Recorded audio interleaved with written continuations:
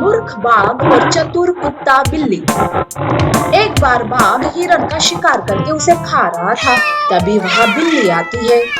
बिल्ली बाघ को देखकर डर के मारे वहाँ से भागने लगती है, पर तभी बिल्ली पर बाघ की नजर पड़ती है। वो उसे रोकते हुए कहता है, अरे बिल्ली सुन, कहाँ जा रही हो? चलो मेरे सामने आओ। बिल्ली बाघ के सामने डरते हुए आती है। तब बाघ कहता है, सुन बिल्ली, आज मेरा पेट भर गया है इस हिरन को खाकर, लेकिन कल के लिए तुम मेरे पास आना ही होगा और मेरी भूख मिटानी होगी। इस हिरन ने भी चालाकी करने की कोशिश की थी, पर देखना इसका क्या हाल हो चुका है। दरअसल बाघ बहुत ही बेरहम था। वो जानवरों को डरा धमका के उनका शिकार किया करता था। ऐसा ही उसने बिल्ली को भी धमकाया था। बेचारी बिल्ली डर के मारे झाड़ी के पीछे छुपकर रोती रहती है। तभी वहाँ उसका दोस्त कुत्ता आता है और कहता है, अरे बिल्ली, मैं तुम्हें कब से ढूंढ रहा हूँ और तुम हो कि यहाँ छुपी हो। तुम क्या मुझसे आँख मिचौली खेल रही हो? चलो बाहर आओ। बिल्ली रोते हुए झाड़ियों से बाहर आती है। बिल्ली को रोता देख कुत्ता उसके रोने का कारण पूछता है। तब बिल्ली उसे बाघ की बात बताता है। तब कुत्ता उसे चिढ़ाते हुए कहता है, अरे ये इस तरह झाड़ी में छुपे रहने से क्या तुम्हें बाघ ढूंढ नहीं लेगा?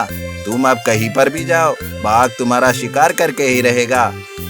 अरे तुम कैसे दोस्त हो? मेरी मदद करने के बजाय तुम तो मुझे ही सता रहे हो। मैं मर जाऊंगी तो तुम्हें अच्छा लगेगा क्या? बाघ की इस दहशत में बारी बारी सबका नंबर आने वाला है। अब तो उस बाघ को सबक सिखाना ही होगा। बस आज का वक्त मैं कोई ना कोई प्लान कर ही लेता हूँ, तुम परेशान मत हो। कुत्ता बिल्ली को समझाता है और उसे घर ले आता है। कुत्ता सोचते सोचते जंगल में बहुत दूर चला जाता है। तभी उसे एक गुफा दिखाई देती है।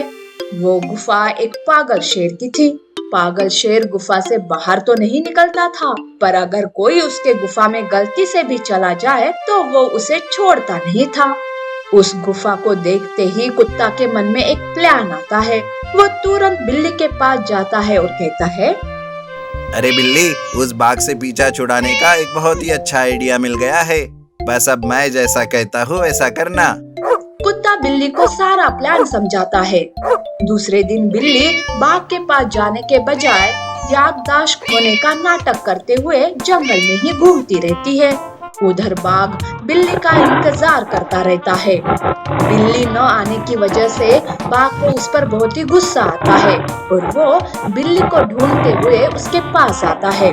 तब वो देखता है कि बिल्ली तो कुछ अलग ही बर्ताव कर रही है। तब वो कहता है, अरे ओ बिल्ली, क्या तुम्हें डर नहीं लगता? तुम मेरे पास क्यों नहीं आई? तुम्हारी इतनी हिम्मत? बिल्ली बाघ को देखकर न पहचानने का नाटक करती है और कहती है, अरे तुम कौन हो? तुम मुझसे ऐसे बातें क्यों कर रहे हो? जाओ यहाँ से, मुझे परेशान मत करो, मैं तुम्हें नहीं पहचानती। बिल्ली की ये बात सुनकर बाघ तो चकरा जाता है। तभी वहाँ कुत्ता आता है और कहता है, अरे बिल्ली तो तुम्हारे पास ही आ रही थी, लेकिन तभी वहाँ वो पागल शेर मिल गया। उसने बिल्ली का रास्ता रोका। बिल्ली ने उसे तुम्हारे बारे में भी कहा, पर वो सुनना ही नहीं चाहता था कुछ भी। क्या? उस पागल शेर ने क्या कहा? साफ साफ बताओ। अरे उसने तुम्हें डरपोक कहा। वो तुम्हें एक चींटी समझता है।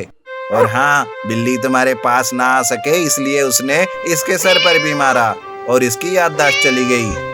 कुत्ता रोने का नाटक करता है, पर बाघ तो पागल शेर को दिखाना चाहता था कि वो ना ही डरपोक है और ना ही चींटी। बाघ उस पागल शेर की गुफा की तरफ जाता है और उसके पीछे बिल्ली और कुत्ता भी। बाघ गुफा के अंदर जाकर पागल शेर पर हमला करता है, पर वो पागल शेर था। वो कहा बाघ को छोड़ने वाला था।